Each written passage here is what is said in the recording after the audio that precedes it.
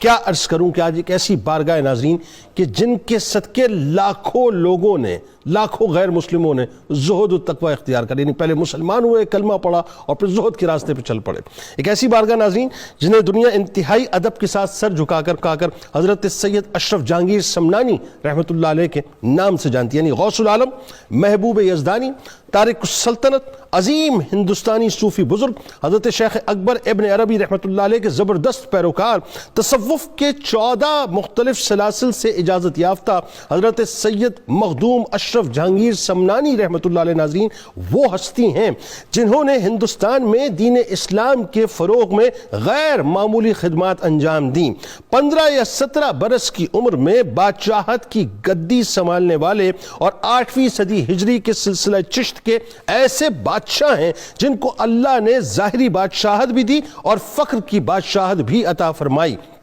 جو تاریخ اولیاء میں حضرت ابراہیم بن آدم رحمۃ اللہ علیہ کے بعد دوسری شخصیت نظر آتے ہیں جنہوں نے یکدم تخت و تاج کو چھوڑا، ساری آسائشیں چھوڑیں، سارا پروٹوکول چھوڑا، دربار چھوڑا، گھر بار چھوڑا، دربان چھوڑے، دنیا سے قلبی میلان کو چھوڑا، زر و جواہر کو ٹھکرایا اور فقر کو گلے لگایا، شاہی چولا اتارا اور درویشی لباس کو اپنایا. یہ وہ ہستی ہیں ناظرین جو حسینی گلشن کے خوشبودار پھول ہیں، جن کی ولادت کی اطلاع اہل سمنان کو ایک مجذوب نے دی کہ با ادب، با ملاحظہ ہوشیار جہانگیر زماں اشرف دوران تشریف لاتے ہیں، اور جن کی ولادت تو ولایت کی حتمی بشارت ناظرین خود سرکار دو جہاں صلی اللہ علیہ وآلہ وسلم نے خواب میں ان کے والد کو عطا فرمائی، اور جن کا نام بھی سرکار مدینہ صلی اللہ علیہ وآلہ وسلم نے عطا فرمایا. اور تصوف کی دنیا میں ناظرین جن کی رہنمائی حضرت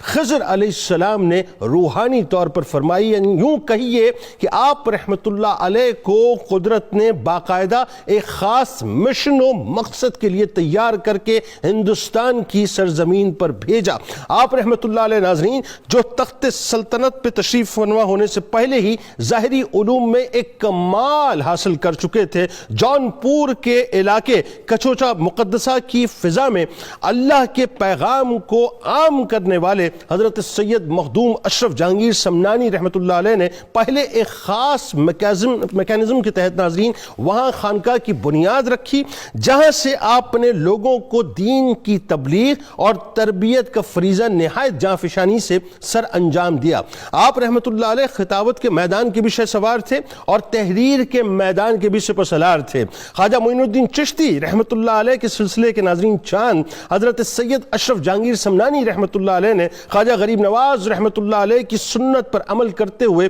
لاکھوں انسانوں کو راہ ہدایت دکھائی. تبلیغ کے سلسلے میں بڑی بڑی رکاوٹیں آپ کے راستے میں آئیں، بہت ہی خطرناک جادوگروں سے مقابلے کی نوبت آئی، لیکن کوئی بھی آپ کے سامنے ٹھہر نہ سکا، کوئی بھی آپ کو گرا نہ سکا. اور کیسے گراتے ناظرین کہ جن کی بشارت خود رسول کریم صلی اللہ علیہ وآلہ وسلم عطا فرمائے، جن کو روحانی طور پر سرکار علیہ السلام خود جو ہے باقاعدہ نام عطا فرمائے، جن کے لیے سرکار علیہ السلام کی بشارت کے ساتھ ساتھ دعا بھی شامل ہو، جن کو خضر علیہ السلام راستہ دکھلائے ناظرین، ذرا سوچئے کہ ان کو کون گرا سکتا ہے. کہ یہ بھی ناظرین ہندوستان کی تاریخ کا ایک انتہائی سنہرا باب ہے کہ حضرت خواجہ غریب نواز رحمۃ اللہ علیہ کا فیضان ہے کہ جس طرح حضرت خواجہ صاحب رحمۃ اللہ علیہ نے ہندوستان میں 90 لاکھ قلوب کو روشن کیا، اسی طرح آپ رحمۃ اللہ علیہ کی تبلیغ سے متاثر ہو کے تاریخ بتاتی ہے تقریباً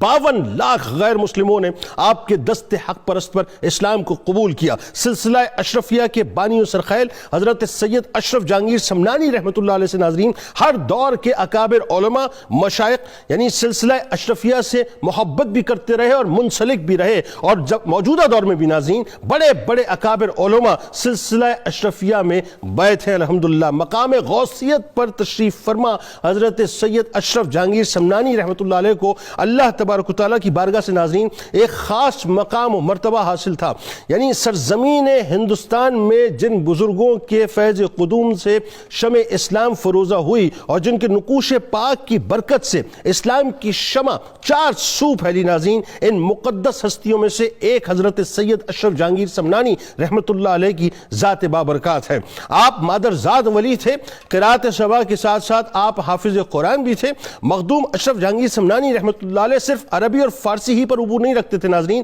بلکہ یہ بھی ایک تاریخی حقیقت ہے اور لوگ ظاہر یہ باتیں نہیں بتاتے کہ اردو زبان کے پہلے ادیب بھی آپ ہی ہیں۔ آپ نے سلسلہ چشت کے احیاء اور ایک نئے سلسلے یعنی سلسلہ اشرفیہ کی بنیاد رکھی۔ یوں کہیے کہ آج جو بر صغیر پاک و ہند کے اندر یہ جو کلمہ طیبہ ہماری سماعتوں میں گونجتا ہے نا ناظرین، جہاں خواجہ معین الدین چشتی رحمت اللہ علیہ کا فیضان ہے، وہاں پر حضرت سید اشرف جہانگیر سمنانی رحمت اللہ علیہ کا بھی فیضان ہے۔